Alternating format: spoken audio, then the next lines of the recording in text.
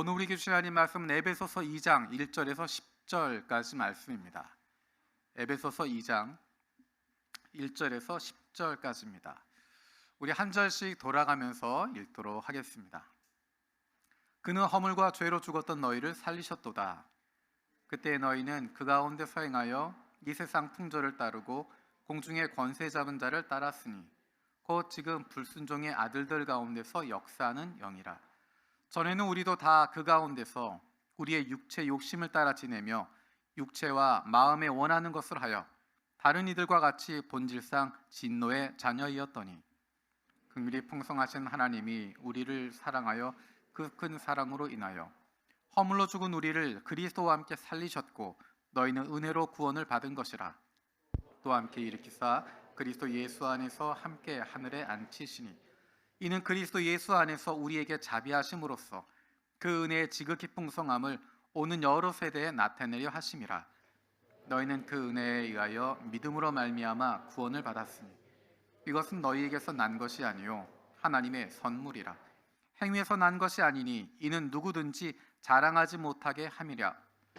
우리는 그가 만드신 바라 그리스도 예수 안에서 선한 일을 위하여 지으심을 받은 자니 이 일은 하나님이 전에 예비하사 우리로 그 가운데서 행하게 하려 하심이니라. 아멘. 지난주에 말씀드렸던 것처럼 지난주와 오늘 설교 본문은 2016년 5월 15일과 5월 22일에 우리 교회 처음 와서 2주간에 걸쳐 했던 메시지의 본문입니다. 2016년 5월에 우리 교회 와서 어떤 메시지를 할까? 어떤 메시지를 2주 동안 나누게 될까? 사실은 깊이 고민할 필요가 없었습니다. 왜냐하면 무엇을 설교해야 할지, 무엇을 나누어야 할지 분명하기 때문이었습니다. 따뜻한 위로의 이야기, 따뜻한 격려의 이야기, 그런 설교를 할 수도 있지만 우리가 늘 그것으로 살아갈 수 없기 때문입니다. 교회 본질이 무엇인지, 신앙이 무엇인지, 우리의 신앙의 기본이 무엇인지를 확인하는 것이 중요하다고 생각했기 때문입니다. 혼란의 시기, 혼돈의 시기, 중심이 흔들리는 시기일수록 우리의 신앙의 중심이 무엇인지를 다시 한번 확인하고 거기에 집중할 수 있어야 됩니다. 우리는 복음을 예수 그리스도로 말미암아 구원받은, 그래서 예수 그리스도를 주인으로 모시고 있는 삶을 포기할 수 없습니다. 그 삶이 바로 그리스도인의 삶입니다. 그것이 바로 복음이고 그것이 바로 교회가 존재하는 목적입니다.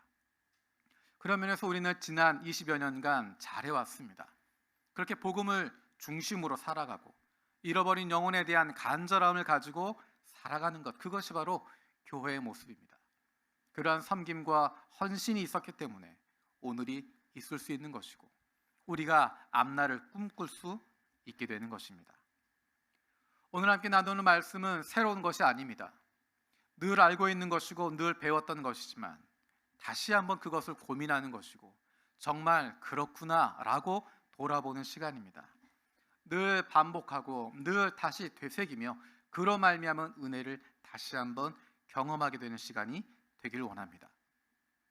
누군가를 만났을 때 가장 먼저 던지는 이야기 혹은 그에게 던지는 질문, 그것은 그 사람의 인격과 인생과 철학을 보여줍니다.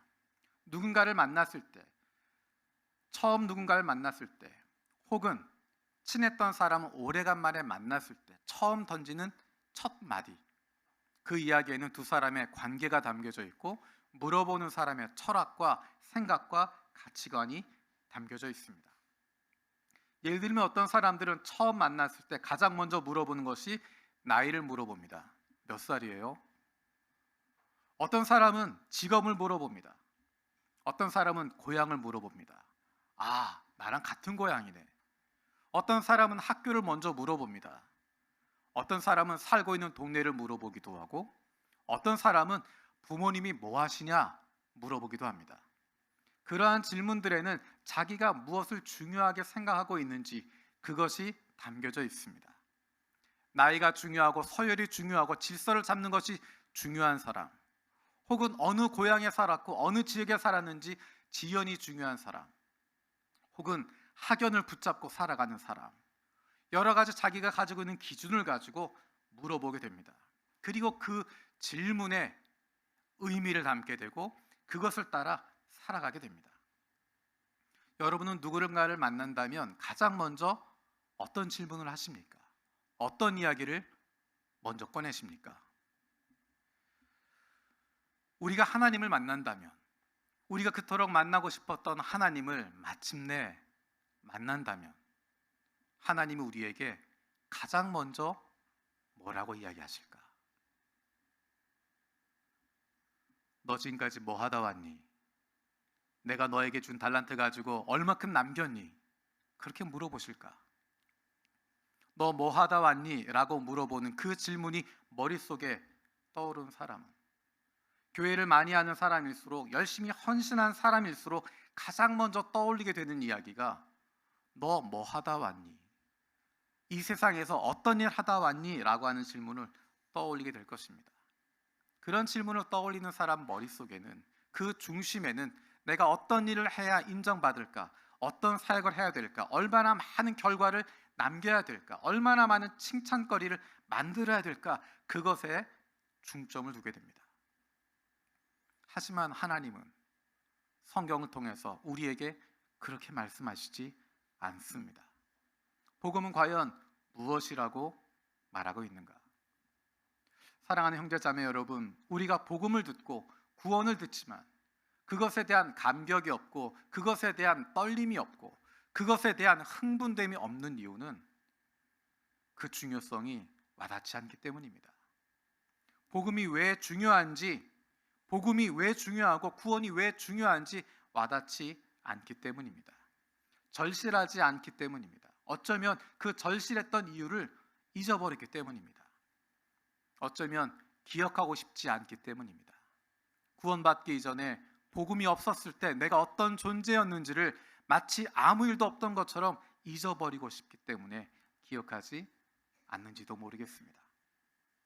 하지만 성경은 우리가 어떤 존재였는지를 반복적으로 이야기해주고 있습니다.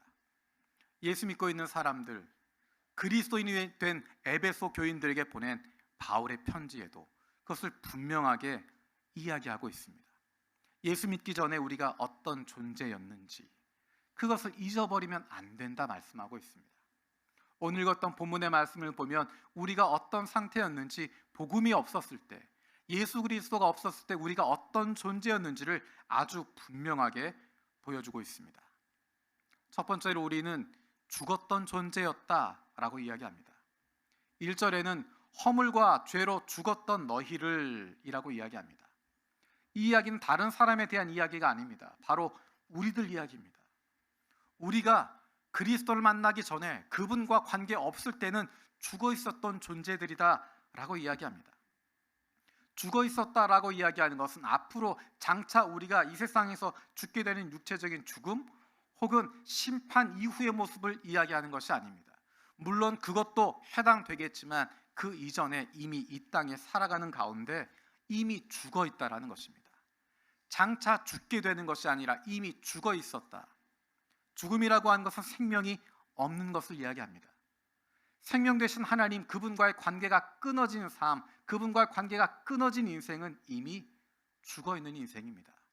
죽어가고 있는 것이 아니라, 시들해지는 것이 아니라 이미 죽어버린, 더 이상 희망이 없는, 더 이상 소망도 가질 수 없는 존재를 죽어 있는 존재라고 이야기합니다. 육체적으로는 살아있는 것 같지만, 겉으로 보기엔 화려한 것 같지만, 겉으로 보기엔 무엇인가 잘하는 것처럼 보이지만 하나님에 대해서 죽어 있기 때문에, 생명이 더 이상 그들에게 없기 때문에 온전히 생명 주신 하나님을 경험할 수 없고 반응할 수 없게 되는 것입니다. 구원받기 전에 우리의 상태는 바로 그런 상태였습니다. 하나님과 관계없는 존재들입니다. 생명이신 하나님이 없기 때문에 이미 죽어 있었던 존재들입니다. 하나님을 알지도 못하고 그분 안에 있는 생명을 품을 수도 없기 때문에 지금도 생명이 없을 뿐만 아니라 영원히 생명을 품을 수 없는 죽어 있는 존재들이었습니다.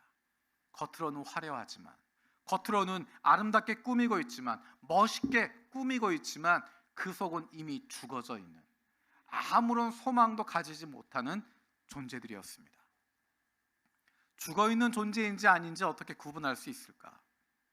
죽어있는 존재는 자신의 힘으로 살아갈 수 없습니다. 다른 표현으로 이야기하면 생명이 없는 존재는 주변의 세력이나 흐름에 거스를 능력이 없습니다. 남들이 하는 대로, 세상이 흘러가는 대로 따라가게 되어져 있습니다. 그래서 죽어있던 우리들은 두 번째 상태를 가지게 됩니다. 그것은 바로 종속된 존재라는 것입니다. 우리 2절 말씀 같이 읽어보겠습니다. 2절입니다. 시작. 그때 여러분은 허물과 죄 가운데서 이 세상의 풍조를 따라 살고 공중의 권세를 잡은 통치자 곧 지금 불순종의 자식들 가운데서 작용하는 영을 따라 살았습니다. 조금 전에 이야기했던 것처럼 죽어있는 존재들은 무언가를 따라가게 되어 있습니다. 자기의 의지로 살아갈 수 없기 때문에 어딘가에 끌려가게 되어 있습니다. 내가 원하지 않지만 따라갈 수밖에 없는 존재들이 되었습니다. 어쩌면 내가 원하는지 원하지 않는지도 모르는 채 끌려가는 존재가 되었습니다. 노예 상태가 되었습니다. 어딘가에 종속된 것입니다. 생명이신 하나님과 관계없는 사람들은, 그 생명이 없는 사람들은 무엇인가에 따라가게 되어 있습니다. 세상 사람들이 살아가는 방식을 따라갑니다. 세상의 가치관에 빠져 있습니다. 세상 사람들이 원하는 삶을 똑같이 따라가게 되면서 점점점 더 악해질 수밖에 없고 점점점 더 죽음 가운데 깊이 들어갈 수밖에 없습니다. 요즘 뉴스를 보면서 세상에 어떻게 이런 일이 있을 수 있나 하는 이야기들을 많이 하게 됩니다. 그런데 생각해 보면 그런 일들은 예전에도 있었고 지금도 일어나고 있을 뿐만 아니라 앞으로도 일어나게 될 일들입니다. 왜냐하면 생명이신 하나님과 관계없는 존재들이기 때문에, 세상은 그렇게 흘러갈 수밖에 없기 때문에, 이 세상 풍조를 따라갈 수밖에 없고 공중 권세를 잡은 통치자 하나님을 대적하고 불순종하건 악의 세력에 붙잡혀 있기 때문에 그런 삶을 살아갈 수밖에 없습니다. 사람들이 자기가 원하는, 자기가 결단한 삶을 살아가는 것처럼 보이지만 실상은 이 공중의 권세 잡은 자, 사탄의 노예가 되어서, 사탄의 종이 되어서 그가 이끌어가는 대로 하나님을 대적하는 삶을, 창조주이신 하나님을 거부하는 삶을, 우리의 아버지 되시는 하나님을 배역하는 삶을 살아갈 수밖에 없는 것입니다. 그렇게 사탄의 노예로 살아가고 하나님을 대적하는 삶을 살아가는 이들에게 주어지는 결과는 하나밖에 없습니다. 하나님의 진노입니다. 하나님의 저주입니다. 그래서 죄와 허물로 죽었던, 사탄에게 종되었던 우리에게 주어지는 결과는 진노의 자식들이 되는 것입니다. 3절 말씀 같이 읽겠습니다. 우리도 모두 전에는 그들 가운데서 육신의 정욕대로 살고 육신과 마음이 원하는 대로 행하며 나머지 사람들과 마찬가지로 날 때부터 진노의 자식이었습니다. 죄는 우리의 모든 것들을 부패시킵니다. 하나님 없이 우리는 살아가면 살아갈수록 하나님을 대적하는 존재가 될 수밖에 없습니다. 우리의 모든 것이 부패했고 모든 것을 잃어버렸고 모든 것이 타락했고 모든 것이 손상된 존재들이기 때문입니다. 내가 원하는 것이 아니었다, 내가 의도한 바가 아니었다라고 변명해도 우리의 손으로, 우리의 발로, 우리의 몸과 마음으로, 그리고 우리의 온 인격으로 하나님을 대적하고 생명 되시고 우리의 창조주 되신 하나님을 대적하고 살아가고 그분이 창조하신 이 세상을 파괴하고 살아가고 하나님의 형상인 나 자신을 파멸로 몰아갈 뿐만 아니라 하나님의 형상대로 지음받은 우리의 이웃을 파괴하고 파멸로 이끌고 저주하며 살아가고 있습니다. 여기에 해당되는 결과는 하나님의 영원하신 진노밖에 없습니다. 우리는 하나님 없이 죽어 있었던 존재들입니다. 하나님에게 대적하는, 불순종하는 사탄의 노예가 되어서 살고 있었던 존재들입니다. 그래서 영원히 하나님의 진노 아래 놓일 수밖에 없는 존재들이었습니다. 내가 아무리 죄를 벗어나려고 해도 벗어날 수 없는, 아무리 헤어나오려고 해도 헤어나올 수 없는, 새로운 마음을 품어도 도저히 새로워질 수 없는 내가 살아있는 것인지 죽어있는 것인지 생명이 무엇인지조차 알지 못하는 죄와 허물에 빠져있는 수렁에 빠져있는 상태인 것입니다. 성경은 그것을 죄인의 상태라고 이야기합니다. 내가 어떤 죄를 지었기 때문에, 도덕적인 죄를 지었기 때문에, 사회적인 죄를 지었기 때문에 죄인이 되는 것이 아니라 그 죄악에서 벗어날 수 없기 때문에, 그 죽음에서 헤어나올 수 없기 때문에 그것이 바로 죄인의 상태이고 죄에 빠졌다라고 이야기하는 것입니다. 그것이 바로 예수 그리스도를 만나기 전에 저와 여러분들의 모습이었고, 그것이 바로 이 세상을 살아가고 있는 사람들의 모습입니다. 어떻게 하면 그 죽음에서 벗어날 수 있을까? 어떻게 하면 그 노예의 생활에서 종속되었던 삶에서 해방될 수 있을까? 어떻게 하면 이 무서운 하나님의 진노에서 벗어날 수 있을까? 우리의 힘으로 해결할 수 없습니다. 내 힘으로 벗어날 수 없습니다. 내 힘으로 어떻게 해볼 수가 없습니다. 그래서 외부로부터의 도움이 필요한 것이고, 그래서 외부로부터 하나님께서 우리를 구해 주시는 것입니다. 이 4절 말씀 같이 읽겠습니다. 4절입니다. 그러나 하나님은 자비가 넘치는 분이셔서 우리를 사랑하신 그 크신 사랑으로 말미암아. 조금 전에 읽었던 1절에서 3절의 모습은 죄인의 모습을 이야기하고 있습니다. 영원한 죽음 가운데 빠져 있고 죄의 노예가 되어져 있고 영원한 하나님의 진노 아래 놓일 수밖에 없는 상태였습니다. 그것을 벗어날 수 없는데 그것이 우리의 모습이고 그것이 인간들의 모습인데, 4절은 이렇게 시작합니다. 그러나 하나님이, 우리의 능력으로는 우리는 죄 가운데 죽어 있었는데, 그러나 하나님이, 우리는 하나님을 대적하고 있는 사탄의 노예가 된 존재들이었는데, 그러나 하나님이, 우리는 하나에서 10까지 모든 것이 하나님을 배역하고 하나님을 배신하고 하나님을 대적하는 존재들이었는데, 그러나 하나님이, 이 말씀이야말로 성경 가운데서 가장 중요한, 우리에게 가장 큰 은혜를 주시는 말씀일 것입니다. 하나님께서는 우리를 그냥 죽어있는 그대로 두실 수 있었는데, 우리를 종되었던, 노예되었던 상태로 그대로 내버려 두실 수 있었는데, 죄에 얽매여서 그것에 시달리며 죽어가도록 내버려 둘 수 있으셨는데, 하나님은 그렇게 하지 않으셨다는 것입니다. 우리는 연약하지만, 우리는 모자라지만, 우리는 아무런 능력이 없지만, 그러나 하나님께서 그 큰 사랑을 인하여 십자가의 희생과 사랑을 통해서, 예수 그리스도의 십자가를 통해서 우리를 구원해 주신 것입니다. 우리 5절 말씀 함께 읽어보겠습니다. 5절입니다. 범죄로 죽은 우리를 그리스도와 함께 살려주셨습니다. 여러분은 은혜로 구원을 얻었습니다. 우리는 죽어있는 존재였는데, 살아날 수 없는 존재들이었는데, 하나님께서 죽어 있었던 우리를 그리스도와 함께 살리셨다 말씀하십니다. 우리가 그리스도인이 되기 이전과 이후를 비교한다면 가장 큰 차이점은, 전에는 우리가 죄 때문에 죽어 있었는데, 죄악된 본성의 노예였는데, 이제는 그 죄에 대해서는 죽었고 예수 그리스도와 함께 다시 살아났다는 것입니다. 더 이상 끌려다니는 존재가 아닙니다. 더 이상 죄를 지을 수밖에 없는 존재가 아닙니다. 따라다닐 수밖에 없는 존재가 아닙니다.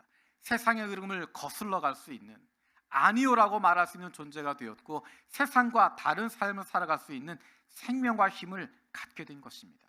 하나님의 선한 일을 감당할 수 있는 능력을 갖게 된 것입니다. 더 이상 예쁜 사진으로만, 더 이상 예쁘게 단장하고 관에 누워있는 시체가 아니라 움직이는 힘을 가지고 있는 생명 있는 존재가 되었다는 것입니다. 그뿐만 아니라 하나님은 우리에게 생명을 주실 뿐만 아니라 우리의 신분도 완전히 바꿔주십니다. 6절 말씀 함께 읽겠습니다. 하나님께서 그리스도 예수 안에서 우리를 그분과 함께 살리시고 하늘에 함께 앉게 하셨습니다. 하나님께서 우리를 살리실 뿐만 아니라 예수 그리스도를 살리신 그 하나님께서 우리를 살리실 뿐만 아니라 우리가 종속되었던 죽음으로부터 자유를 얻게 하시고 부활의 소망을 얻게 하실 뿐만 아니라 그래서 이 땅에 살아가지만 유한한 인생에 사로잡히는 것이 아니라 영원을 꿈꿀 수 있는 존재가 되도록 만드실 뿐만 아니라 그리스도의 승리에 동참하게 하시고 그리스도와 함께 하나님 옆에 앉게 하셨다는 것입니다. 이전에는 진노의 자녀들이었는데 이제는 그리스도와 함께 하나님의 사랑받는 자녀가 되었다는 것입니다.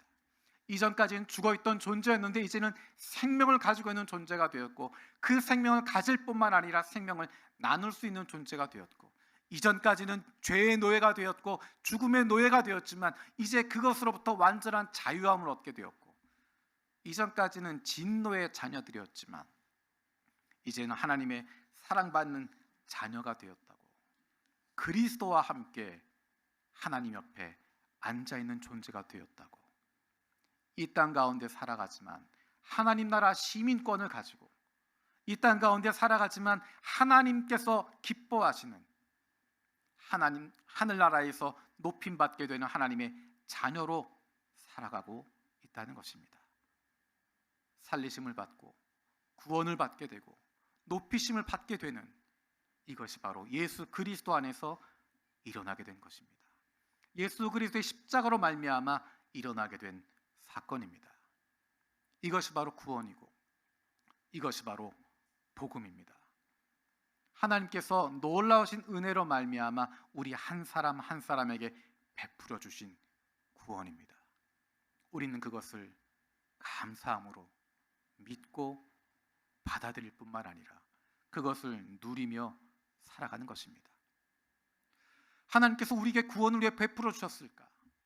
왜 우리에게 복음을 주셨을까? 조금 더 다른 질문으로 이야기하면 복음을 받았으면 구원받았으면 그렇게 끝나도 괜찮을 텐데 구원받고 하나님의 자녀가 되었으면 이 세상 작별하고 하나님 나라에서 다시 깨어나게 되고 하나님 보좌 우편에 함께 앉아있으면 될 텐데 왜 우리를 이 땅에 남겨두셨나? 우리에게 복음을 주시고 우리를 구원하시고 왜 이 땅에 남겨두셨나? 우리 7절에서 10절까지 말씀을 함께 읽겠습니다. 그것은 하나님께서 그리스도 예수 안에서 우리에게 자비로 베풀어 주신 그 은혜가 얼마나 풍성한지를 장차 올 모든 세대에게 여러분은 믿음을 통하여 은혜로 구원을 얻었습니다. 이것은 여러분에게서 난 것이 아니요 하나님의 선물입니다.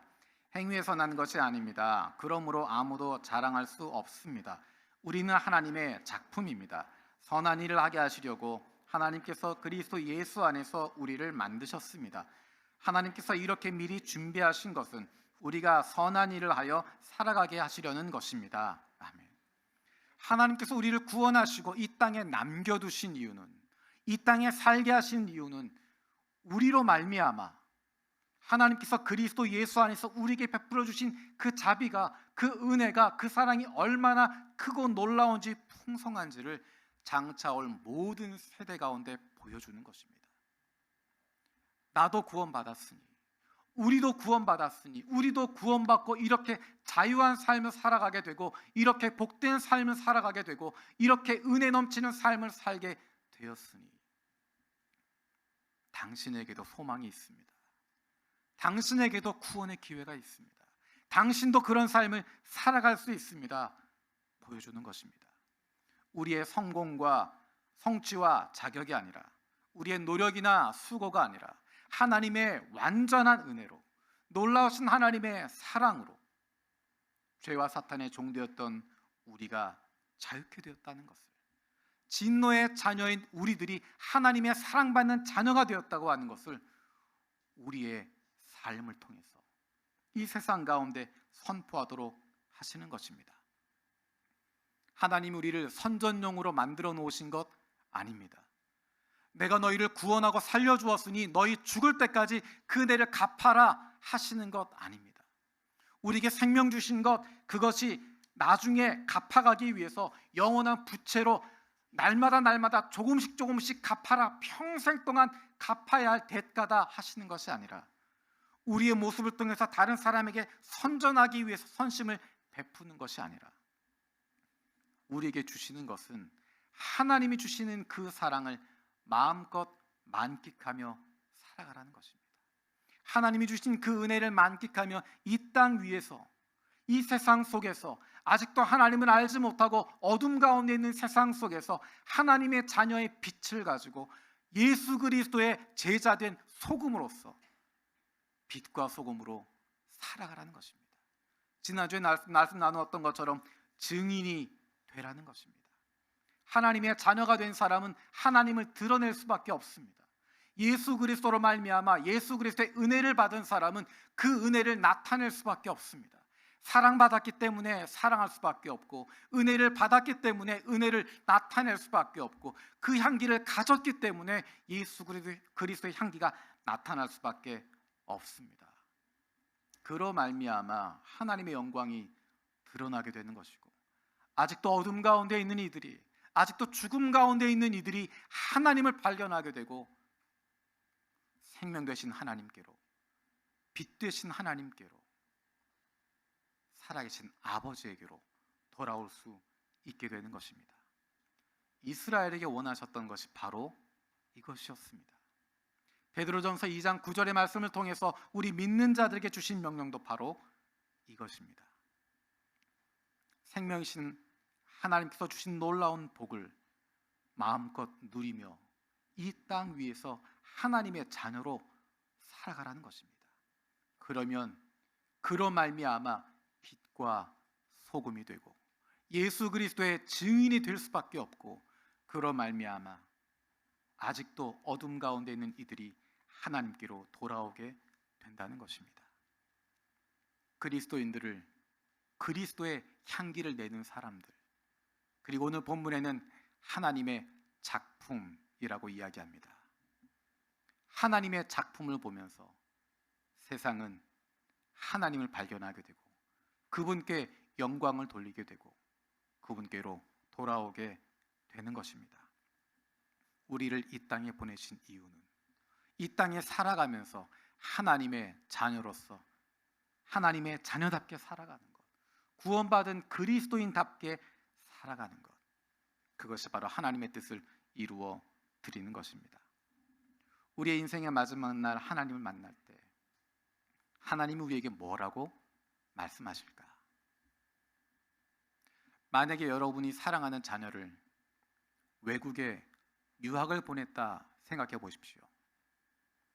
말도 잘 통하지 않는 곳에, 가치관도 다르는 곳에 유학을 보냈습니다.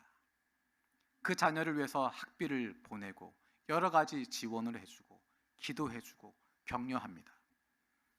그 아이가 어려움이 없도록 최대한 도와주고 노력을 합니다. 마침내 공부를 마치고 집으로 돌아왔을 때 여러분 그 자녀에게 뭐라고 첫마디 하시겠습니까? 내가 너한테 그동안 쳐들인 돈이 얼만데, 내가 준 돈 잘 썼니? 그 시간 썼는데 학점이 이게 뭐니? 그렇게 이야기하시겠습니까? 자녀가 돌아왔을 때 그가 그 외국에서 얼마나 힘들었는지 알기 때문에, 어려운 삶을 살았던 것 알기 때문에, 충실하게 부모가 보내준 돈 가지고 열심히 살았던 것 알기 때문에 수고했다, 그 한마디면 충분한 것입니다. 수고했다, 고생했다, 네가 어려웠던 것, 수고했던 것 내가 다 안다, 괜찮다, 이제 편하게 쉬어도 된다. 우리가 하나님 만나게 되었을 때 하나님께서 우리에게 뭐라고 말씀하실까? 예수 믿는 거 쉽지 않은 일본 땅에서 살아가면서 힘들고 어렵게 살아가지만, 예수 믿는 사람 없는 직장에서, 예수 믿는 사람 없는 학교에서, 가정에서, 동네에서 살아가면서 예수 믿는다고, 하나님의 자녀라고 그 말씀대로 살아가는 것 힘들고 어려운 삶 아시기 때문에 우리를 만나신 하나님께서 가장 먼저 하시는 말씀, 아마도 우리를 안아주시며 수고했다. 사랑하는 내 아들아, 내 딸아, 네가 고생했던 건 내가 다 안다. 이제는 평안하게 쉬어라. 요한계시록에 나오는 말씀처럼 우리 눈에 모든 눈물을 닦아주시고 우리를 꼭 안아주시고 수고했다, 고생했다, 내가 너를 사랑한다 말씀해 주실 것입니다.